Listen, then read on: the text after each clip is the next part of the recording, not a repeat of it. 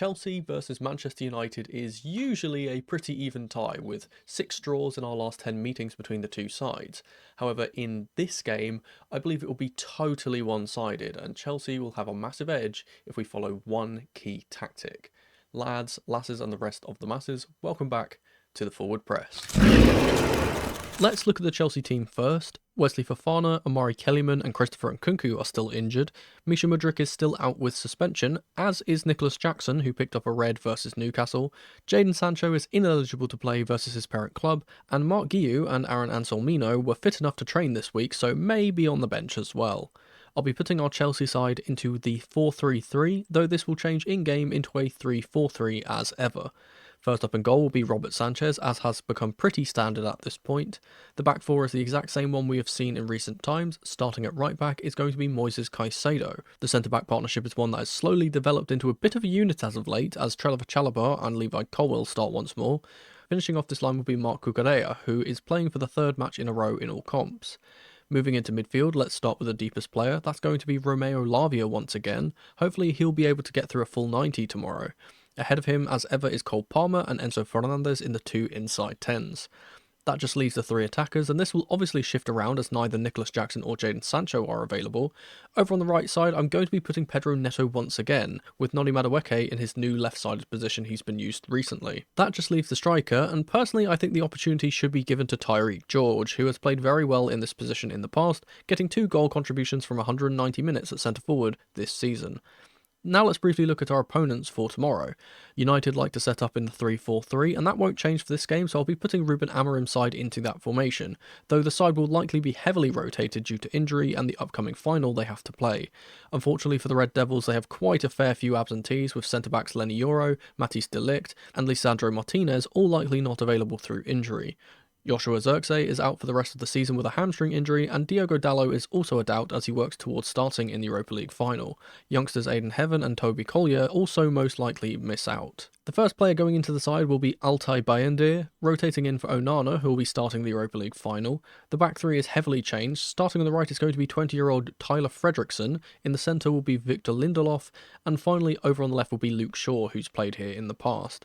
The 4 midfielders will include the wing-backs, so starting with the right side, it's going to be Jaden Camerson, who featured versus Athletic Club. The 2 central midfielders will be Christian Eriksen and Manuel Ugarte, and finally on the left will be youngster Harry Amas. Finishing off the team will be the forward line, a makeshift attack made up of Kobbie Mainoo and Alejandro Garnacho in the 10s behind the striker, and leading the line for the Red Devils will be the Danish forward Chido Obi. That's both teams lined up, so now how do Chelsea best their opposition here? Let's find out. Alright, so here we have the 2 teams lined up, and the thing which I think is interesting that we need to kind of talk about specifically first is the 2 formations of the sides, because they are going to impact how this game plays out, and they are interesting in the fact that they kind of play the same formation but in different ways. Now obviously for United we can see they have this 3-4-3 with the 4 midfielders, the 3 attackers, the 3 defenders. We play this 4-1, this kind of 4-3-3 as well, but of course when we do our normal conversion, or inversion rather, of Caicedo into the centre, which will happen in this game, and we shift our centre backs across, you see that we actually kind of match up 1-to-1 here in a way, in that we have the 3 centre-backs occupied by the 3 attackers, likewise on the opposite side, the 3 centre-backs lined up against the 3 attackers, but the difference is this midfield area. Now, because we play a rather boxy or diamond midfield, depending on if Palmer wants to play a bit more central, and obviously we can kind of have Enzo and Lavia who kind of play in these more advanced roles. Caicedo is the kind of sweeper, sometimes he can go box to box as well. Regardless, what we kind of see here is that the central areas specifically are really congested for us, and the wide areas for United are kind of free. So what we're going to kind of probably see a lot of in this game is United trying to do that in fact that they're trying to get the ball out to these wide areas where they can have space to kind of attack down. Now that is the kind of advantage of having one of these wide 3-4-3s, is because wing play is really good. Obviously you can combine with your winger or your inside 10s. They kind of play a mixture of wingers and inside 10s in these positions from the last few games that I've watched. And yeah, so you can kind of combine, get your wing backs high, get balls into the box, that type of thing, or, play it back and then get shots from outside the box, that type of thing. And that's kind of what they opt to do quite a lot. Now, I often talk about strengths and weaknesses when it comes to teams that we face in these previews, and though I will be showing some of the United strengths and kind of talking about them, mainly I'm going to be focusing on their weaknesses. Let's address the elephant in the room. Despite this being a Chelsea versus Manchester United game, this is a very one-sided affair in the fact that United's form is utterly terrible. They've been terrible all season. This new era under Amorim has not worked out in the slightest, and in general, they just look devoid of all confidence if they're not playing in the Europa League. Now, because of that, this should, in theory, on paper, be an absolute easy game for us, and we should absolutely steamroll them. We should score multiple goals, but obviously football isn't played on paper, and the last time we faced United, even though it was against a different style United side, we struggled to beat them, again getting another draw. We often do get draws against United because they are, to their credit, and this is one of the strengths I'll point out here, very, very stubborn in defence. They are a team that like to sit back. They do have good attackers to break on you with counter-attacks, and we have struggled at times to break down those types of defences where other teams haven't. Against United, a lot of teams are very easily able to kind of overcome that low block or that defensive line and kind of, put balls into the box and just score goals for free. We have not been a team that have been able to do that particularly. And in this game, we will probably see, as we like to keep a lot of possession, we'll probably see them drop their wing backs really, really deep, and they'll play this line of five instead. Have the two central defensive midfielders here as well, and just be really, really hard to break down.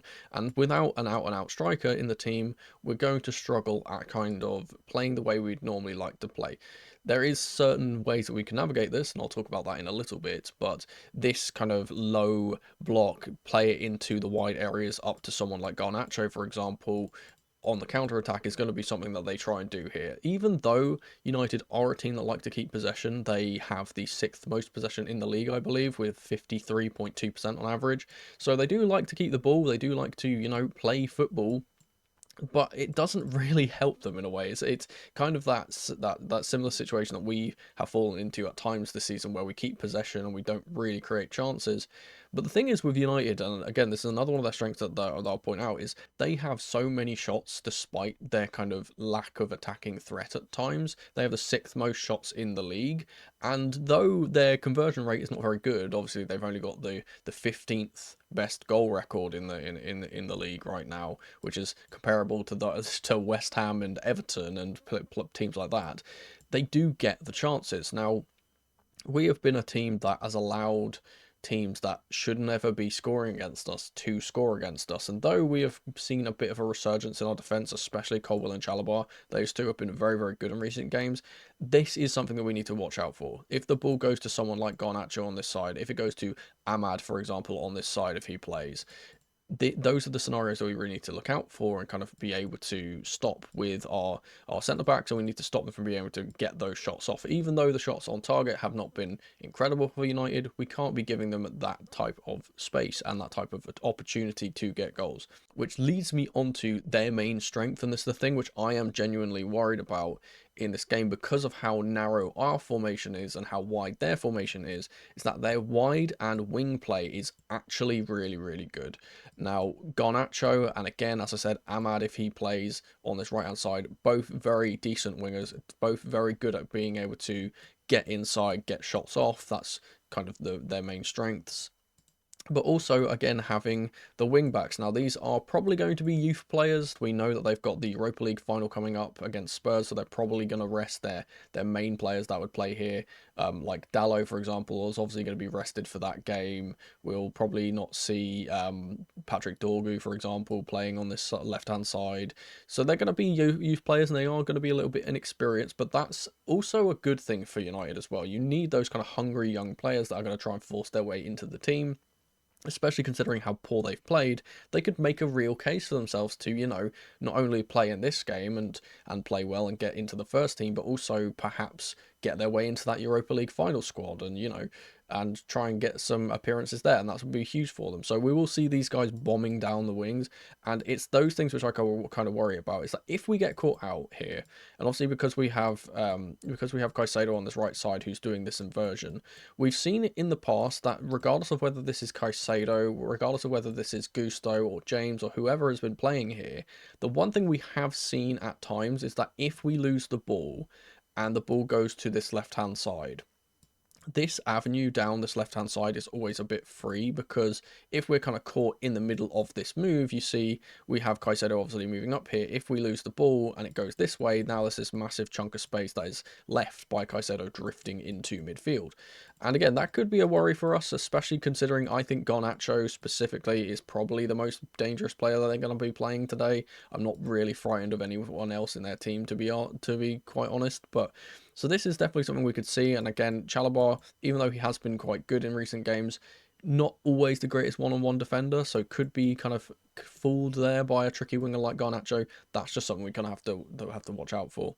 But apart from that, there's not much that I'm kind of worried about with United here in terms of their chances of beating us. Again, they have been so poor, and they've been getting beaten by teams that are even worse than them, like West Ham, for example, in their last game. Getting beaten 2-0 and basically not really showing much of anything in that game was kind of embarrassing for United. And again, yes, they played a rotated side in that game, so they probably didn't have the best kind of setup to deal with West Ham, especially with players like Souček who can arrive in the box. And that's the type of thing which I want to talk about, because there's a few things which I've noticed about United in my short kind of preview here of like looking at their previous games and seeing what kind of weaknesses they do have. The thing which keeps reoccurring is that they are utterly woeful at defending balls into the box. They are so bad at it. It's genuinely mind-boggling how bad they are at defending crosses, considering how many defenders they have here. They get 5 defenders here, and pretty much any time the ball goes into the box, whether that's a high cross or a cutback or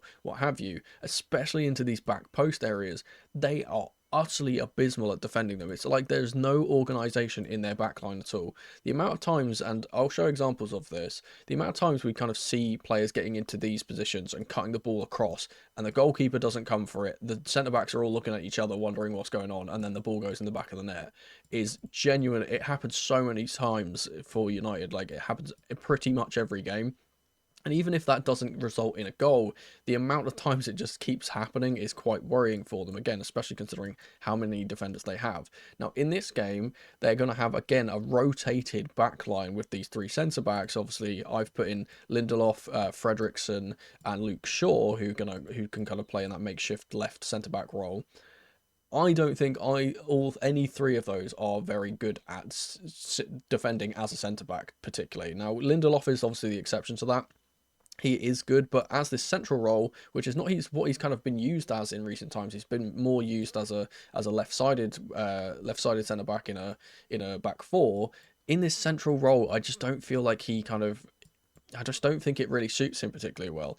And again, we see this happen often, is that this player who is central, whether it's Lindelof or whoever is playing here, will often leave the ball for the person who's going to be at this back post because it's kind of their ball to deal with, but they're just never there. And it happens so many times. And again, with an inexperienced player like Fredrickson playing here, I just don't see those kind of opportunities going a begging for us. I think that if we are able to get players into the back post, whether that's from Madueke here, for example, drifting into the area and then cutting it on his left foot to the other side, or if it's Neto doing what he does best, which is kind of getting to these wide areas, bursting past his fullback and then cutting the ball across on his right foot, his weaker right foot, to get tap-ins, for example, with either George in the centre or, again, the opposite winger with Madueke. That's something we can definitely do in this game, and that's something which I kind of encourage us to do. I think that's the way we're going to break down this United team the most, is by doing that.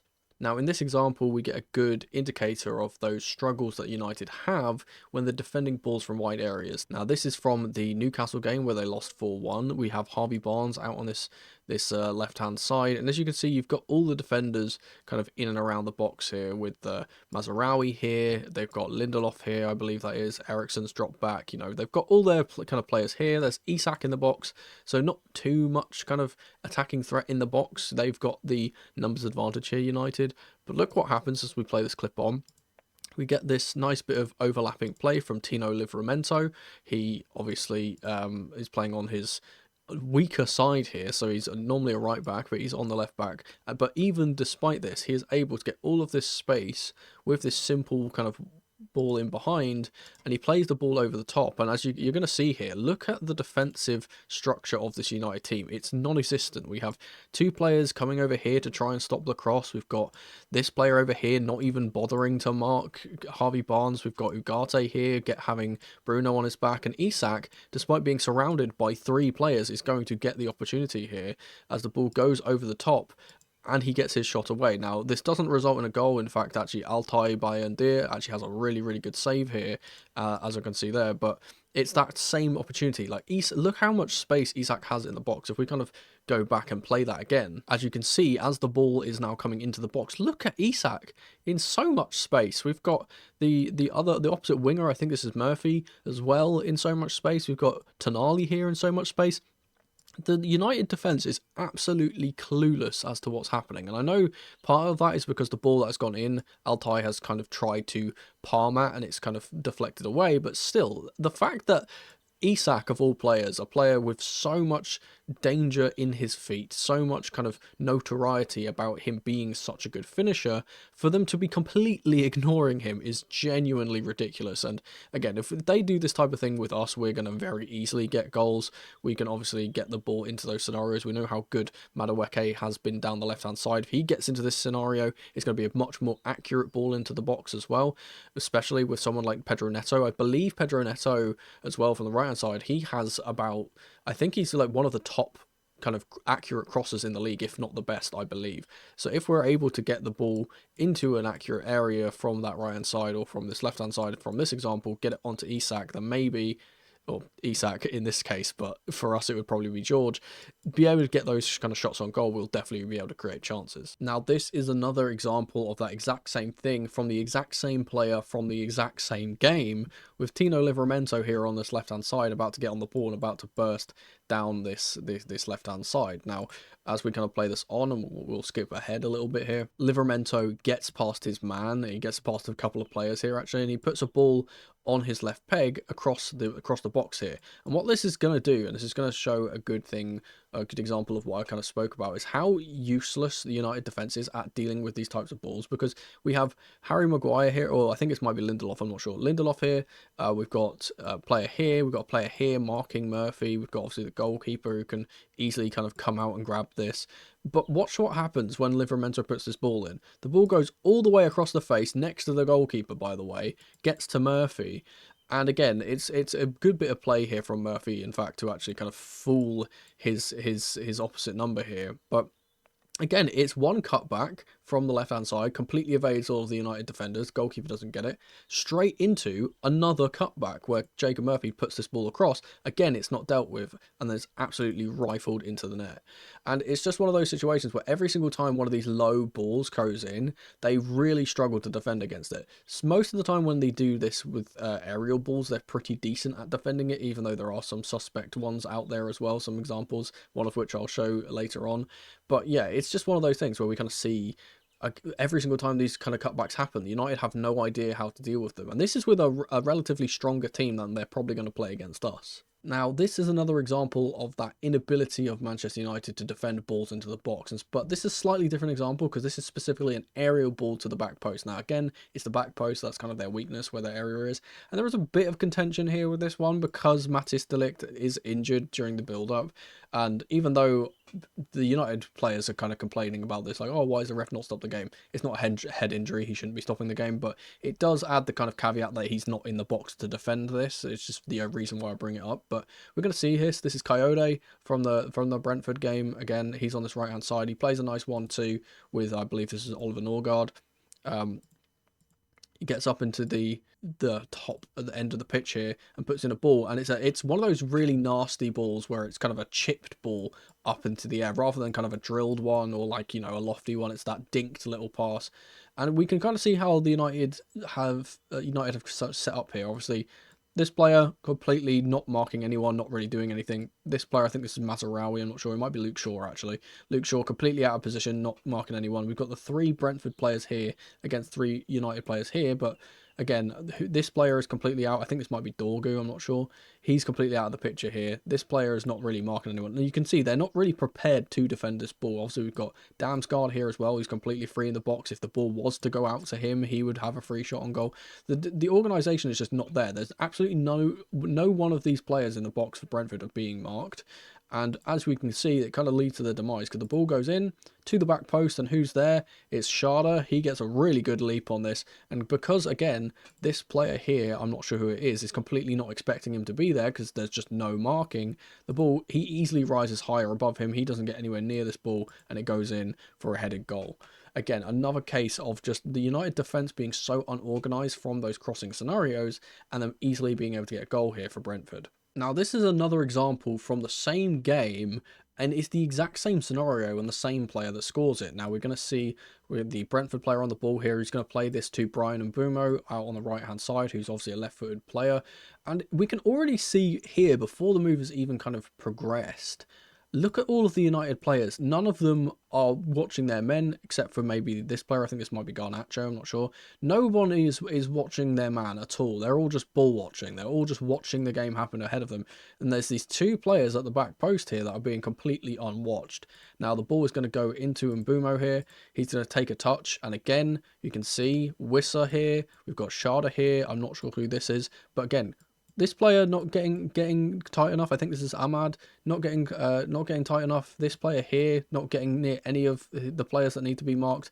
The disorganisation of United's backline in these scenarios is genuinely shocking, and the fact that this has already happened to them earlier in this game and then they haven't rectified it and they're going to do it again here is genuinely criminal. Watch this as Mbeumo kind of takes his man on. He plays a ball to the back post, and you can already see the ball's been played. You can tell from the weight of the pass and from the way that the Brentford players are all running forward. The United players are all kind of disinterested. Look at, I think this is Harry Maguire, completely near no one. This player's near no one. Ugarte's near no one. No, there is no marking here. There is no defending. They're just standing there and letting them go past them. I guess the only person you can say is really doing any defending here is, I think this is Fredrickson, who I imagine will play in this game, and maybe Ahmad, who's kind of playing in this right wing back role, who's kind of here. But again, these two players bursting forward, and if it's not Sharda who gets on the end of it, the other player is going to get on the end of it, and as the ball goes in, it's already too late. It's too late. They haven't defended it at all. The ball's gone over all of these guys' heads. They have no clue where the ball's gone. Goalkeeper can't get anywhere near it. And here comes the ball into Sharda, and he easily heads it in for a goal. It's so simple, and it's such a simple premise of the ball goes out wide and then goes to the back post. And every single time this happens to them, none of the players react. I think that we can do a similar thing here. I think Madueke arriving at that back post with a cut-in cross from that left-hand side from Neto, for example. A similar thing like this can happen.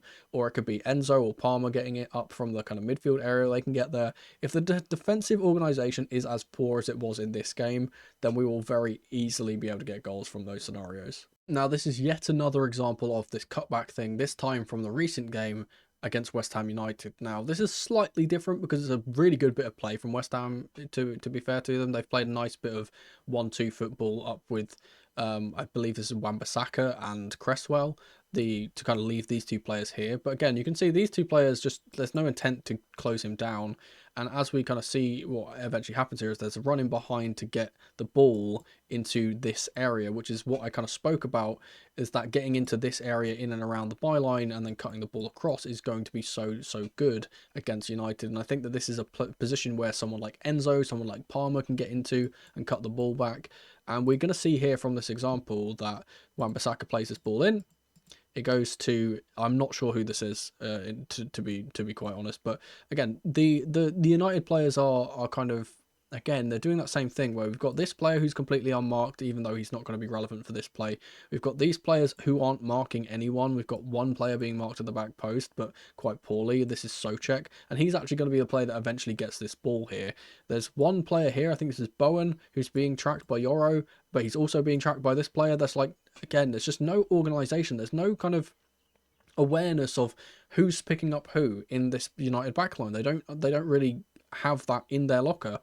And when the ball does go into this area now, the ball's going to go across. The challenge is not good enough. And again, we get to see this. This is actually a little bit better marking than we've seen in other examples, I will say. But there's Yoro here trying to stop the cross. We've got Mazraoui trying to get back. He's not really doing anything. I think it's Ugarte who's not blocking Wan-Bissaka, which he should be. This ball could very easily go back here for a goal, and it doesn't. But again, this player here, I'm not sure who this is, who's trying to be marking Thomas Soucek, just isn't strong enough and isn't getting ahead of him. And the ball gets cut back pretty easily, and he scores on the byline. The goalkeeper, again, never comes out for the ball to stop these. He gets completely caught out. This is Altai again, I believe. He has just really not had the greatest time at United.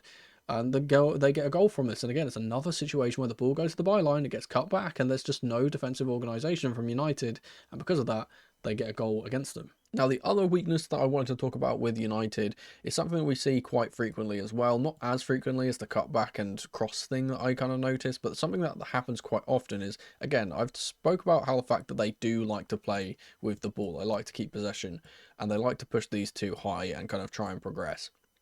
The issue with that is, a lot of the time they are caught on the ball, either because they're kind of looking around for a pass and they get pressed, or they just misplace a pass and it goes to an opposition midfielder, and they get caught on the counter attack and they lose goals to that.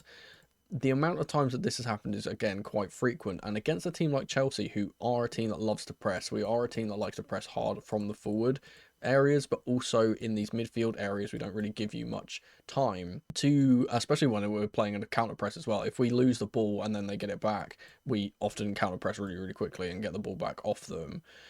In a situation where there's only going to be these two midfielders here, this is something that kind of is worrying for United, is that they cannot be making these types of mistakes in possession, because we will punish them. We are a team that, again, despite playing quite possession-based football for the majority of the season, are mostly a team that is good on transition. We know how good Palmer, for example, is on transition. We know how good Neto is when he's running in behind. Madueke, especially when he's running in behind. And when we can get into those scenarios, again, around the outside where we can cut the ball back, we see things for us when we do this, where, for example, Madueke will get here, he'll cut the ball back, and almost like we saw on the opposite side with Neto, we can see now that Palmer and Enzo are players that can get free and kind of get onto the edge of the box and get shots off and score goals that way. And again, because of the limited numbers that they have in these central areas, obviously with them foregoing that to have these players out wide instead, if they lose the ball in these scenarios, for example, when they're playing out from the back, if they lose the ball here, the issue for them is the fact that even if their player has kind of dropped to kind of receive the ball, they're always going to be at a numbers disadvantage when they do this, unless they drop everyone really far back. But once you're doing that, then they don't really have kind of a way out. They don't really have a way to kind of progress up the pitch and kind of get to those players, because again, like, you don't want to have your players really dropping really deep. You need to get them high and get them into attacking areas. Now with again, they have a quite inexperienced centre forward in Obi. He's not going to be a player that is going to be able to easily outmatch Colwill, so the long balls across the pitch are not going to particularly work for them either, I don't expect. And even if they kind of do get the long balls working, I would imagine they would be to the wide areas. If they're going to be getting long balls going, I think it will be those types of Diags to Garnacho who can kind of play inside afterwards, but they don't really like doing that. They don't really go long very often. They do keep the ball, they do keep it short, they do want to play possession, which I don't think will be a good thing against us. I just don't think that they're going to be able to play their way around us like we often do to other teams. They don't have the player in the middle. For example, Ugarte, we've seen him get caught on the ball so many times. They don't really have the player in the middle here to kind of be able to receive the ball on the turn and go around and kind of beat this pressure. We saw it against Newcastle United, how easily Newcastle United just pressed them off the pitch and they couldn't really do much about it. And obviously they lost that game 4-1. We saw, I believe it's Harvey Barnes, and I'll show the example again. I think it's Harvey Barnes who gets a goal from that exact thing of them losing the ball in the middle and then kind of rushing forward and scoring instantly. Now, this is an example of how good the press can work when United are trying to play out from the back. As you can see here, they've got the ball on the right-hand side with Mazraoui. We have Ugarte here. And you Newcastle are a team that like to press. We've got Harvey Barnes already kind of pressing here. We've got Isak putting pressure on here. We've even got Lindelof, you can kind of see it here. He's signaling to Mazraoui, hey, go back to the goalkeeper. That's the safe option. Don't try and play it forward, because as you can see, Ugarte's being marked. I think this is Ericsson in the middle who's got two players on him. Obviously, this player up here on the right-hand side is kind of hard to get that pass to because this player is pressing. And watch what eventually happens is that Mazraoui turns around, the press comes in really hard, he slips, he loses the ball, and now in this situation we've got Isak pelting it down this way, which is really dangerous. We've got Lindelof pretty much faced up against his number, who's very easy to get past. There's only one real player back here. The rest of the midfield are all rushing back to try and come back and defend, but unfortunately it's just not enough, because eventually Harvey Barnes will just rush through. He gets past these players. The challenges on him are genuinely just awful. They don't even really attempt to stop him from getting this goal here. He runs straight through and scores. And again, that's another situation where the press, and our press is very, very good. We know this.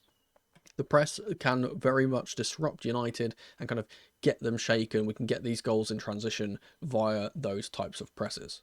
Now, this is an example of that very same thing from the very same game. Now, we've got United trying to play it around the back in possession with Lenny Yoro here on the ball. The ball is going to eventually go back to the goalkeeper, and you're going to see that thing which I told you about with the pressing and the ability to force long balls not really working for United, right? So we're going to play it on here. We see he gets the ball. Now, we can already see from this, he's taken this touch, Isak is already on his way. We see that Harvey Barnes is obviously here, he's kind of blocking this pass up to here. We've got this option to Mazraoui. Lindelof is, for some reason, in midfield, completely behind the striker. We've obviously got Guimaraes here as well. And the two midfielders that you kind of want to play the ball into here, the two options that we can kind of see is this ball into, I think this is Ugarte, and then this ball obviously into Fernandes. And the thing about this, which is kind of difficult, is that again, we can see Joelinton's already on the back of Ugarte here. We see Fernandes has two players kind of marking him. But unfortunately, what kind of happens here is that the ball has to go over the top. It just has to, or the ball is either going to go to Mazraoui and then he's going to get pressed by Barnes and then there's going to be no escape and they're going to get the ball back. And as we kind of play on here, we'll speed it up a little bit. As we play on here, the ball does go over the top, but the ball is absolutely poor. And yes, you can say this is an individual mistake from Altay, and he, in general, has not had a very good time at United so far. But it goes straight into Joelinton, and what happens is the ball is going to rebound straight into a Newcastle United attack. Because as we see here, as we play on, the ball bounces back, it falls straight at Guimaraes, and then he scores. And again, it's one of those situations where that press has forced them into making that pass. If he doesn't make that pass, they don't get the goal, and that comes from that pressure, because there's they don't really want to pass the ball short to Mazraoui because of that pressure from Barnes. They don't really want to press it to kind of play it up to the strikers. They're just not very good at playing it out from the back that way. So if they do try and do this, and they've obviously tried here, and Altay is left with egg on his face as he's played this horrible ball, and it's resulted in them conceding once again. So what do Chelsea specifically do, and what's that kind of one key that I spoke about that can help us win this game? Well, again, it's kind of, I've already hinted on it, but the first thing is that we need to press hard and fast. I think pressing really, really hard, and it's a bit difficult, a bit more difficult than it would be without Jackson. He's obviously our kind of leader of the press a lot of the time, but when we do get into situations where we defend, we usually drop into this kind of 4-4-2. With Caicedo obviously dropping back, we get Neto, Lavia, and Enzo kind of dropping into these positions with Madueke, and we'll see Palmer and George being, or whoever is in striker at the time, being the two that kind of press. I don't want us to do that in this game. I think that we are able to commit a bit more kind of bodies forward to the press. We know Enzo, again, is another player that likes to press. And again, because we don't have that situation where they have a lot of numbers in the middle, we can forego having to have two players here to mark, right? We can take an extra man up the pitch and kind of press a bit higher. Enzo can be that player that can, get onto this left side, into this left 10, and make this difficult for them to play through. Because we can obviously have Lavia here, who can kind of try and stop one of the passes into the midfielders.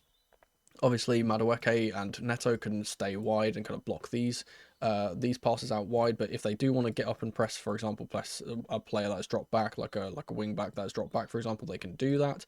And obviously, Caicedo, if he really wants to, can get back into this midfield position even when we are out of possession, despite us usually playing that 4, allowing us to match up 1v1 with these kind of 3 attackers and 3 defenders, and use his ability to stop this player from getting the ball. And then you can kind of see, again, it's really hard for United to play out. The only option they really have is going wide to this drop back fullback, and that's even if he's actually done this. But again, if he receives the ball, Madueke can press up and get to him, possibly snatch the ball, possibly run down the wing, get a ball into the box, that type of thing.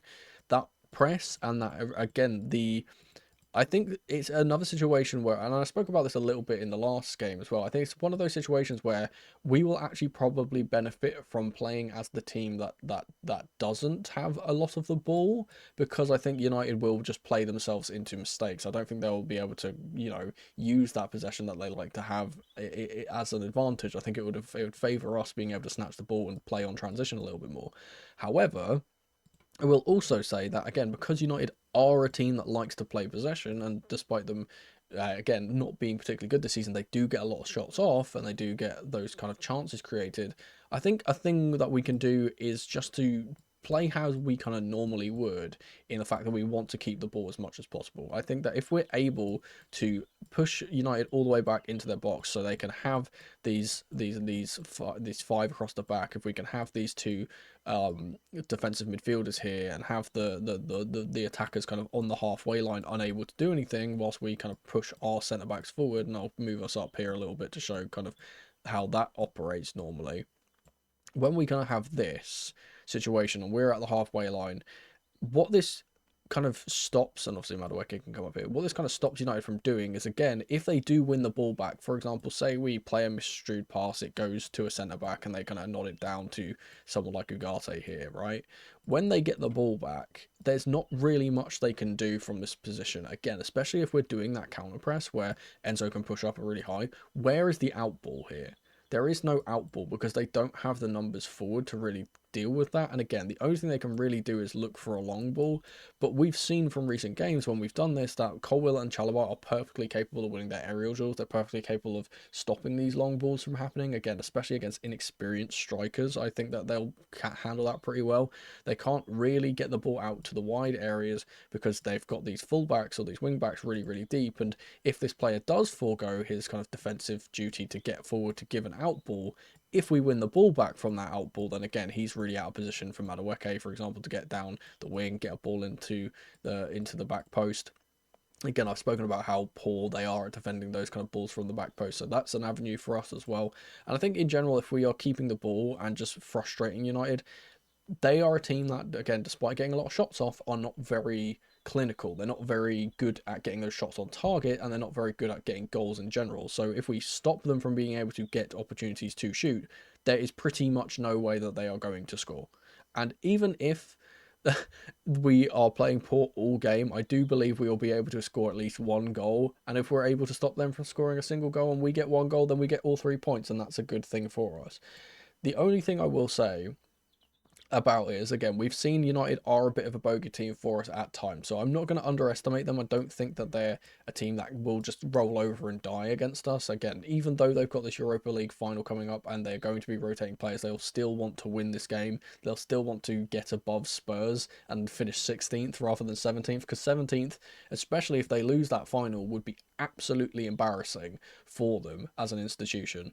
Now, the final thing, and this is the main key that I want to talk about, the thing which I want to speak about the most, that I think will get us this victory against United, is we need to get our wingers, Neto and Madueke, into the game. Now, again, because they play this wide formation and they play with these two wing backs, it's a bit more difficult to do what we'd usually do. We like to get the ball out wide and create 1v1s up against defenders so we can kind of win those 1v1s and get space after we win those 1v1s. I speak about that quite often on this channel with, for example, Neto as well. Normally it works with a striker as well, but obviously because there's three centre-backs, it's not as easy for them to do.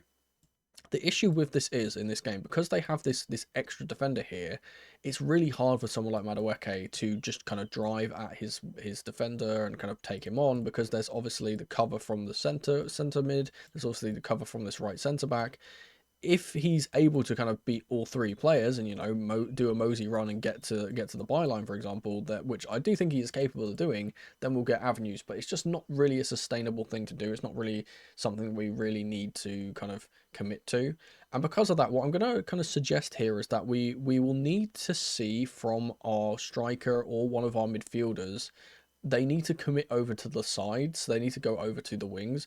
if we're not playing it through the sensor. Now, as I said, because we have the central advantage, I would prefer us to play it centrally and try and get like shots from outside the box, for example, with Enzo, with Palmer. Those two can obviously score. We've seen how good Palmer has played against United in the past, especially with shots outside the box, I might add. So despite us playing, if we play centrally, we can do that, and that's kind of what I'd recommend. But if we are going to continue doing what we often do as a team and play this out wide and try and win our duels, we need Enzo to come over here to support. We need George drifting over here to support. Maybe be that kind of link-up player that can get the ball and play it on whilst Madueke goes here.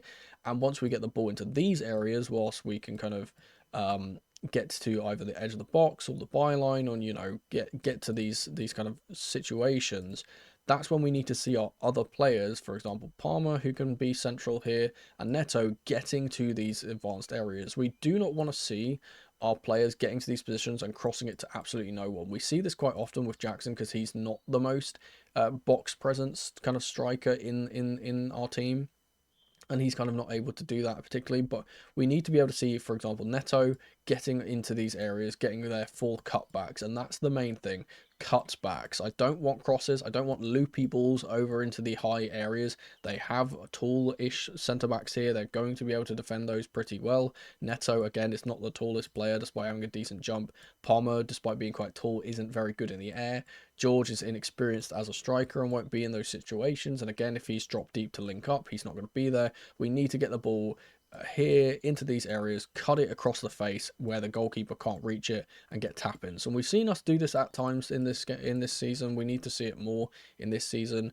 Again, maybe if we're kind of doing it from the opposite side, it will probably be better, because again, even though I rate Madueke on this left-hand side, and I think him getting onto his strong foot to cross the ball across the 6-yard line would be good, I think it actually works better if we do it the opposite way with Neto, because Madueke is not only a better finisher than Neto, but also just a bit taller. So if the ball does go up in the air and kind of into this high area, we can actually possibly win those headers.